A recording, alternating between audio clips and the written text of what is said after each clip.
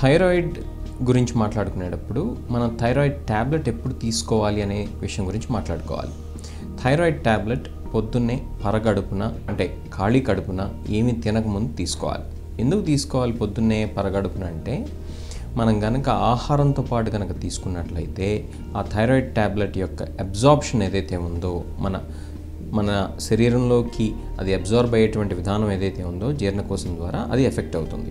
అందుకని చెప్పి thyroid tablet తీసుకునేటువంటి వాళ్ళందరూ అంటే థైరాక్సిన్ ట్యాబ్లెట్ తీసుకునేటువంటి వాళ్ళందరూ దీన్ని పొద్దున్నే పరగడుపును మాత్రమే తీసుకోవాలి. గంట సేపు దాకా కాఫీ, టీ, టిఫిన్ లాంటిది ఏవి చేయకూడదు.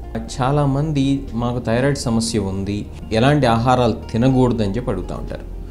థైరాయిడ్ సమస్య ఉన్నంత మాత్రాన అంటే యూజువల్గా హైపోథైరాయిడిజం గురించి మనం మాట్లాడుకుంటున్నాం కాబట్టి వీళ్ళు ఎలాంటి ఆహారాన్ని కూడా అవాయిడ్ చేయాల్సినటువంటి అవసరం లేదు. అంటే ఎలాంటి ఆహారం కూడా తినకుండా ఉండాల్సినటువంటి అవసరం లేదు. అదేంటి సార్, మరి టీవీల్లో, పేపర్లో, మ్యాగజైన్స్లో, న్యూస్ పేపర్స్లో రకరకాలుగా చెప్తూ ఉంటారు, క్యాబేజ్ తినద్దు, కాలీఫ్లవర్ తినద్దు, సోయాబీన్ తినద్దు అని చెప్పి అని అడుగుతూ ఉంటారు. ఇది ఎంత మాత్రం నిజం కాదు. ఎలాంటి క్యాబేజ్ కానీ, కాలీఫ్లవర్ కానీ, సోయాబీన్ కానీ రెస్ట్రిక్షన్స్ పాటించాల్సినటువంటి అవసరం అయితే లేనే లేదు. ఎందుకంటే ఎలాంటి పరిశోధనల్లో కూడా ఇది క్యాబేజ్ తినకూడదని కానీ, కాలీఫ్లవర్ తినకూడదని కానీ, సోయాబీన్ తినకూడదని కానీ లేదు. అట్లానే ఏ సైంటిఫిక్ సొసైటీ గైడ్లైన్ కూడా థైరాయిడ్ సమస్య ఉన్నంత మాత్రాన క్యాబేజ్ తినద్దని కానీ, కాలీఫ్లవర్ తినద్దని కానీ, సోయాబీన్ తినద్దని కానీ చెప్పదు.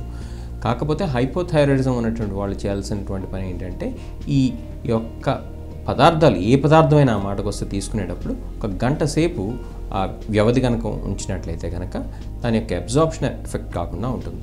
అయోడిన్ లోపం కనుక ఉన్నట్లయితే థైరాయిడ్ సమస్యలు ఎక్కువగా వస్తుంటాయి. కాబట్టి అయోడినైజ్డ్ ఉప్పు కనుక వాడుకున్నట్లయితే మన యొక్క ఆ అయోడిన్ డెఫిషియన్సీ ఏదైతే ఉందో దాన్ని నివారించగలుగుతాం. అందుకని చెప్పి గవర్నమెంట్ ఈ ప్రోగ్రామ్ని స్టార్ట్ చేసింది.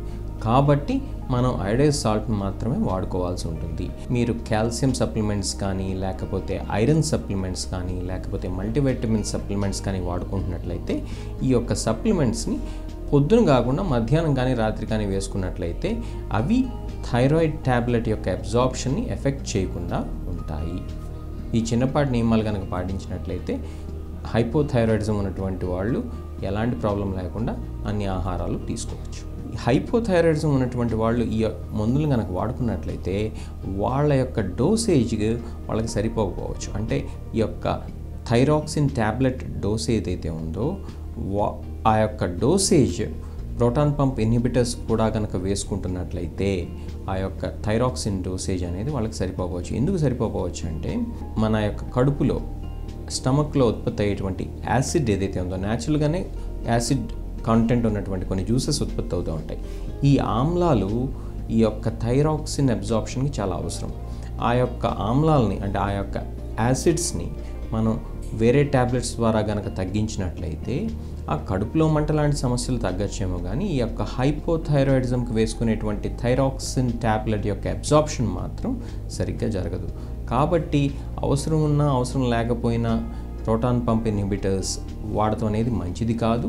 ఎస్పెషల్లీ హైపోథైరాయిడిజం లాంటి సమస్యలు ఉంటే కనుక దయచేసి ఎట్లా పడితే అట్లా ఆ యొక్క ప్రోటాన్ పంప్ ఇన్హిబిటర్స్ డాక్టర్ యొక్క సలహా లేకుండా మాత్రం దయచేసి వాడొద్దని చెప్పి నేను మనవి చేసుకుంటున్నాను.